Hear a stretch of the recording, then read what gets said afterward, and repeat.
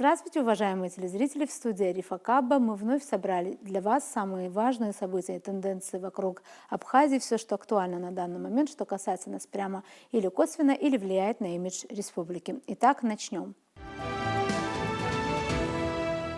В Женеве завершился 62-й раунд международных дискуссий по безопасности и стабильности в Закавказье, в которых участвуют представители Абхазии, Грузии, России, США и Южной Осетии при сопредседательстве ООН, ОБСЕ и Евросоюза. В состав делегации Республики Абхазия, возглавляемой заместителем министра иностранных дел Одиссеем Бигвава, вошли сотрудники МИД Абхазии Лаша Авицба и Артур Гагулия.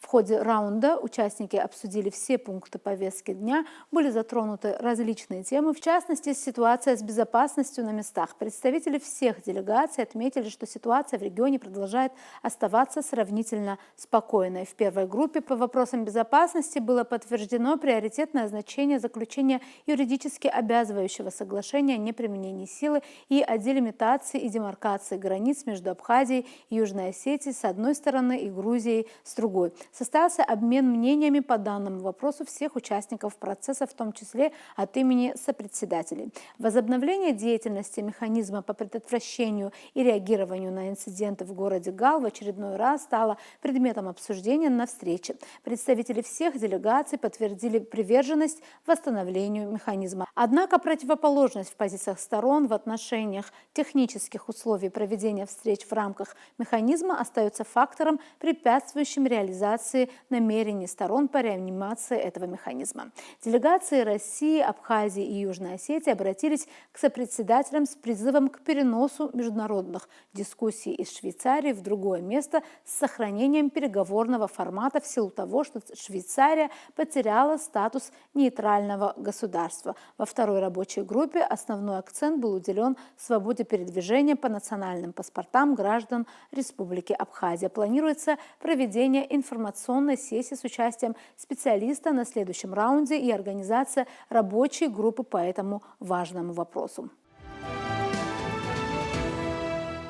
К другим темам. Дональд Трамп «Война или мир». Так называется большое интервью, которое дал для одного из российских каналов профессор Колумбийского университета Джеффри Сакс. Объясняя проигрыш выборов в Демократической партии, Сакс уверяет, что демократы не смогли нарисовать убедительную картину будущего для американских избирателей, такую необходимую в условиях внутренней и внешней нестабильности. Свою роль в поражении демократов сыграл и Джо Байден, которому в силу возраста не следовало баллотироваться второй раз, уверен профессор. Если судить о политике администрации Байдена в целом, можно сделать выводы о ее непоследовательности и невысокой эффективности, считает американский эксперт. Также он отмечает, что предвыборные высказывания и идеи Трампа тоже могут быть вполне себе пересмотренными. Цитата. «Сейчас идеями фонтанирует Дональд Трамп, но, на мой взгляд, сработают из них тоже весьма немногие. Обычно избирательная кампания строится не на основе того, что говорит оппонент,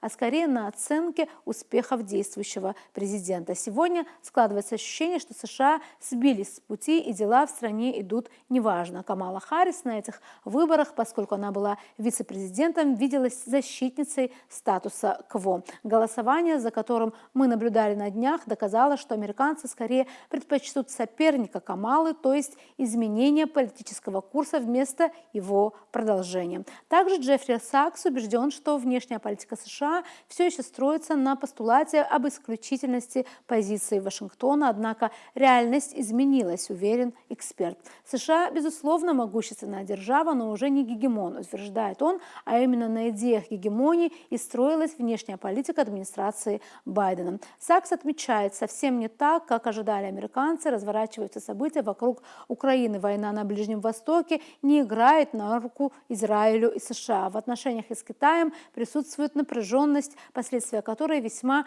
неблагоприятны для Байдена и его администрации. Американская внешняя политика сталкивается с суровой реальностью, но альтернативных внешнеполитических стратегий у США пока нет. Республиканцы полагают, что война на Украине – это плохая идея, поэтому США нужно как можно скорее искать здесь пути отступления. Я думаю, Трамп действительно начнет размышлять о способах завершения российско-украинского конфликта, считает эксперт. эксперт. Определенные высказывания он сделал и насчет политики Европейского Союза, которой, по его мнению, попросту нет. Цитата: «К сожалению, Европа перестала думать. Европейской внешней политики на данном этапе не существует. В Брюсселе решаются дела НАТО, не ЕС, который стал своего рода придатком Североатлантического альянса. Теперь на американской политической сцене появляется Трамп, который, с одной стороны, не является поклонником НАТО, с другой стороны, не проявляет особой симпатии к Европе. Что же делать Европе? Вместо того, чтобы предаваться панике,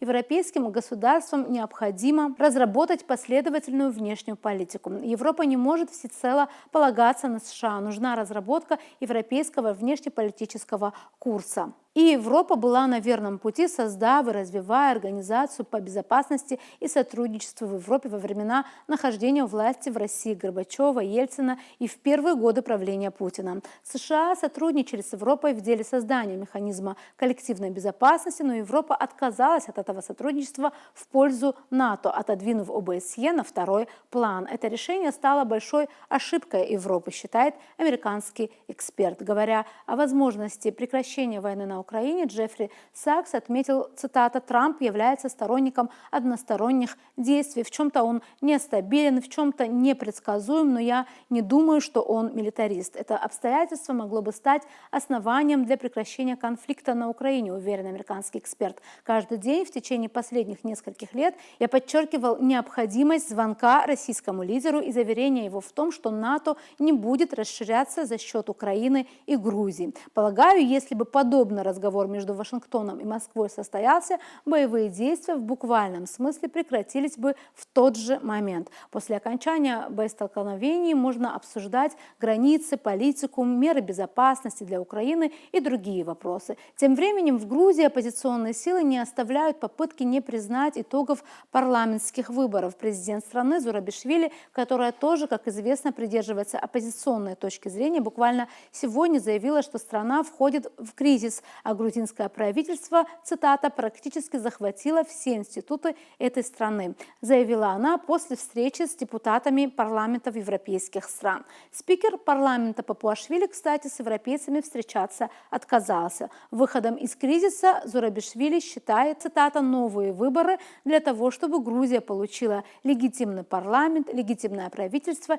и легитимного нового президента, когда тот понадобится». Выборы, по словам Зурабишвили, были сфальсифицированы с помощью других. В нашем сегодняшнем выпуске мы обсудили некоторые из этих тем с директором Центра стратегических исследований при президенте Республики Абхазия Вячеславом Чирикбо. Предлагаем вам интервью с ним. Приветствуем вас, Вячеслав Андреевич. Прошло сразу два таких громких события, оба политических, и там это выборы в Грузии, которые недавно были, но это парламентские выборы, там уже вроде бы и ясен результат, хотя его вовсю оспаривает оппозиция, как-то пытаются там найти какие-то другие выходы, и выборы президента в Соединенных Штатах Америки, и им избран Трамп на второй срок, кстати, после долгого перерыва, это тоже какой-то такой, это, по-моему, второй случай такой в истории Соединенных Штатов, когда после перерыва, да. И начнем, пожалуй, вот с Грузии, которая ближе к нам, по крайней мере, регионально. Как вам кажется, что показали вот эти выборы, их итог, вот что, о чем это говорит? Ну вот я вспоминаю, у нас был эфир с вами, и я по поводу предстоящих выборов в Грузии, я тогда предположил, что у грузинской мечты достаточно сил, чтобы остаться у власти. И так и, в общем-то, получилось, что, в общем-то, многие предсказывали так же, поскольку, хотя есть очень сильное противостояние, народ, в принципе, электорат расколот, это очевидно совершенно, но все-таки вот, небольшое преимущество у грузинской мечты, 54% они выиграли с таким результатом, ну, почти 54%, чуть меньше, вот, и получили 89 мест в парламенте, что дает возможность сформировать правительство.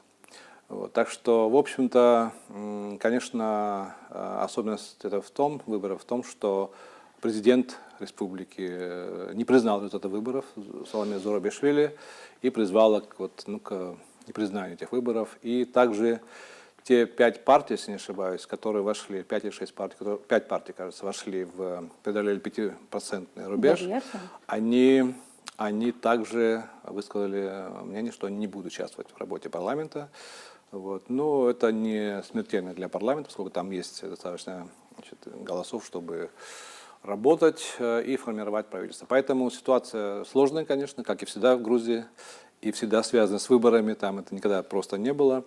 Вот. Но тем не менее, все-таки грузинская мечта, ей удалось удержать свое главенствующее положение на политическом Олимпе в Грузии. Уже 12 лет они правят.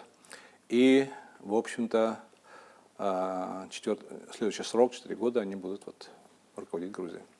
Вот как вам кажется, вы правильно отметили, многие, кстати, предрекали грузинской мечте победу в этих выборах, то есть это был такой довольно для многих предсказуемых момент, как вы и говорили, но с другой стороны, также аналитики писали о том, что это неизменно повлечет к острому противостоянию, даже говорили о том, что, возможно, будет новая какая-то цветная революция, как мы помним революцию роз, да, и как вам кажется, да, мы видим, что оппозиционеры заявляют, что они не согласны, о фальсификации. Зурабишвили даже сегодня сказала, что нужны новые выборы.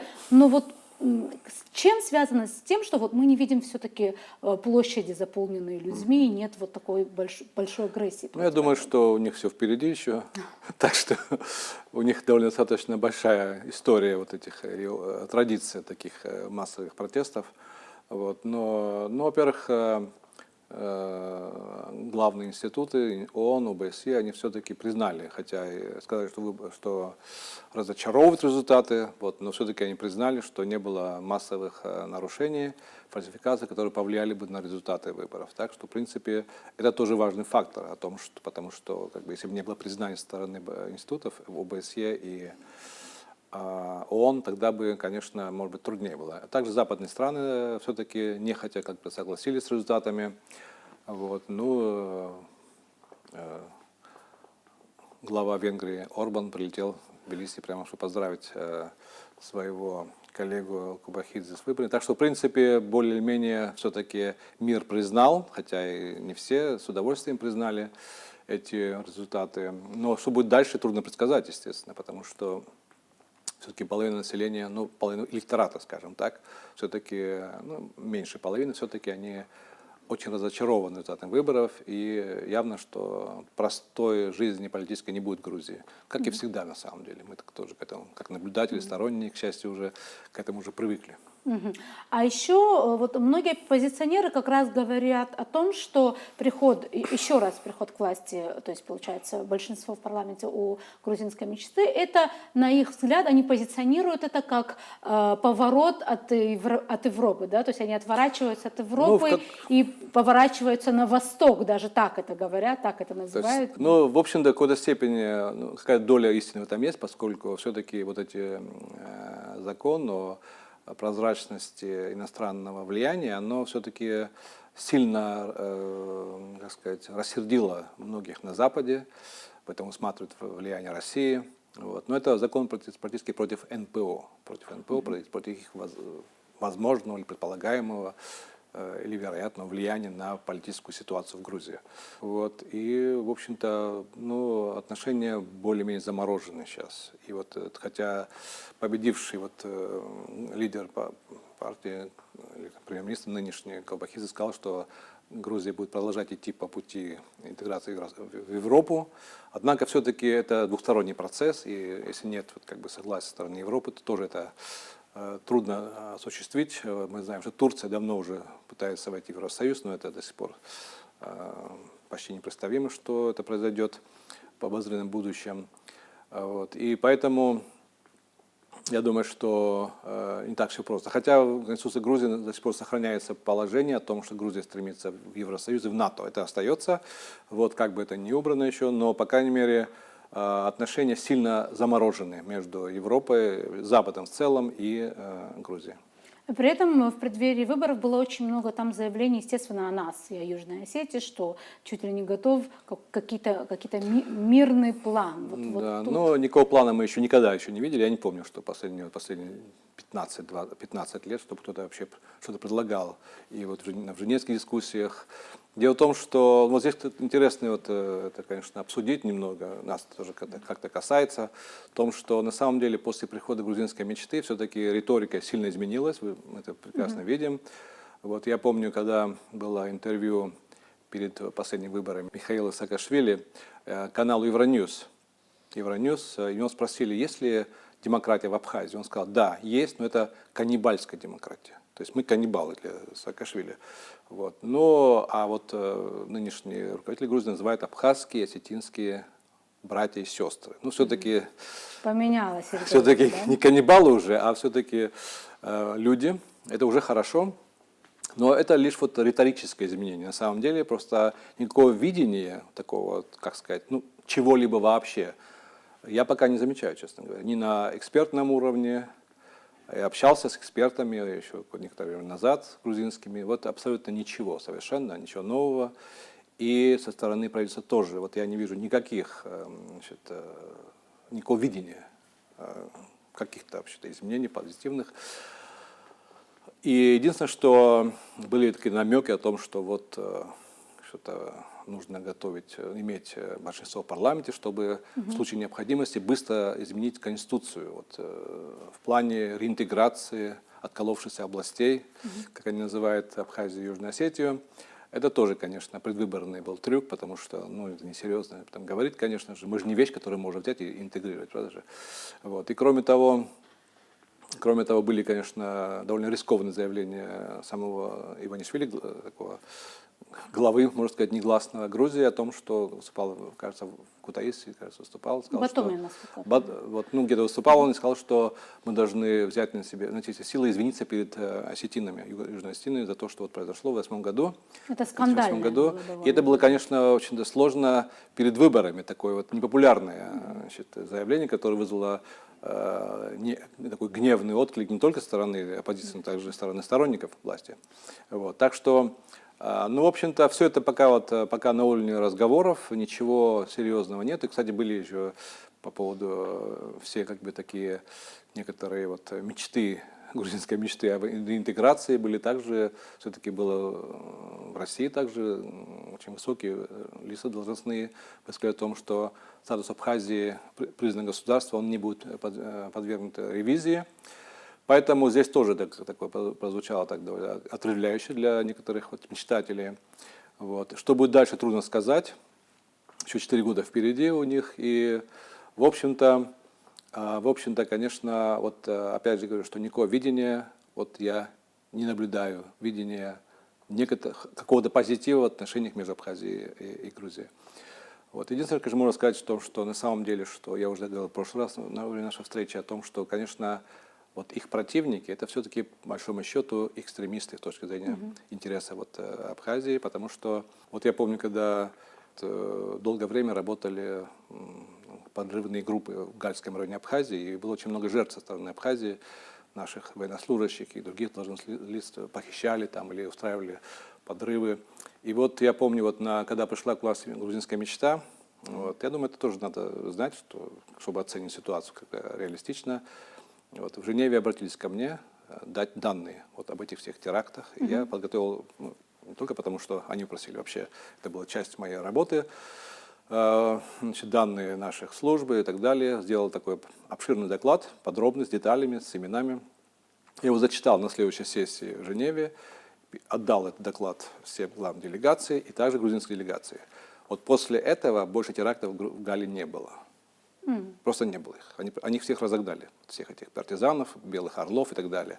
То есть, в общем-то, какой-то позитив был. Но в плане внешней политики все-таки политика остается та же, что была при Саакашвили. Вот никаких изменений реальных в отношении МИДа Грузии или, допустим, вот их внешнеполитических таких акций, они не изменились с точки зрения вот наших интересов, с точки зрения интересов вот нашего развития, потому что также проблемы вот с поездками, также проблемы каждый раз пытаются Абхазию изолировать от всего мира. Это остается политика изоляции Абхазии международная. И поэтому здесь вот я не вижу вообще никаких изменений с точки зрения вот, по сравнению с политикой при Саакашвили. Вот это тоже как бы нужно отметить. Да. Как вам кажется, вот результаты выборов в Соединенных Штатах Америки и приход к власти Дональда Трампа, было ли это все-таки предсказуемо? Потому что как будто бы Камала где-то выигрывала, и вдруг такой результат. И вообще, как это, как вам кажется, повлияет на геополитику вообще в мире в целом? Да, конечно, хороший вопрос и очень сложный вопрос. Но когда еще вот баллотировалось, как бы казалось, что идет Байден на выборы, конечно, ну, было ясно, что он не сможет, особенно после провальных таких очных встреч с Трампом. Но когда уже Камила Харрис появилась как бы кандидат на президента от демократов, ну, какое-то было ощущение, что все-таки она возьмет, как сказать, первенство. Вот. Поскольку все-таки Трамп это фигура такая неоднозначная на самом деле. Вот. Он довольно эксцентричный, можно сказать. Шоумен. Необычное для США. США все-таки такой эстеблишмент, такой приглаженный такой. А здесь какой-то очень, ну, очень такой какой-то ершистый и ну, вот отражение глубинного как бы народа, да, США. Это rednecks называют этих людей, такие, да, фермеры, ковбои. И, конечно, но потом все-таки он как-то сумел все-таки как-то переломить. Я думаю, что несколько факторов повлияло на его победу. Я лично думал, что победит Харрис на первом этапе. Вот потом уже ясно, что дело не такое простое, что не так просто все это. Я думаю, несколько факторов повлияло в том, что все-таки Трамп победил. Один из факторов это, ну вот, гендерный все-таки. Пока еще ни разу президентом США не была женщина. Это, конечно, упущение американской демократии, но пока этого еще не было, и все-таки могло иметь какое-то значение для кого-то, для выборщика, для избирателя. Ну вот она была, она не афроамериканка, она, в общем-то, такое индийского происхождения женщина. Вот у нее большой опыт, вот, она была прокурором в Калифорнии, кажется, все-таки должность вице-президента не такая уж важная в США, поэтому большого опыта управления страной у нее не было, почти не было, можно сказать. Это тоже имеет значение. Трамп все-таки был 4 года президентом.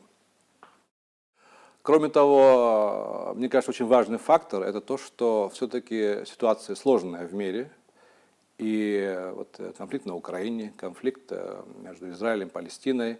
И здесь все-таки очень важно иметь лидерские качества у президента. Здесь нужен, можно сказать, кризисный менеджер.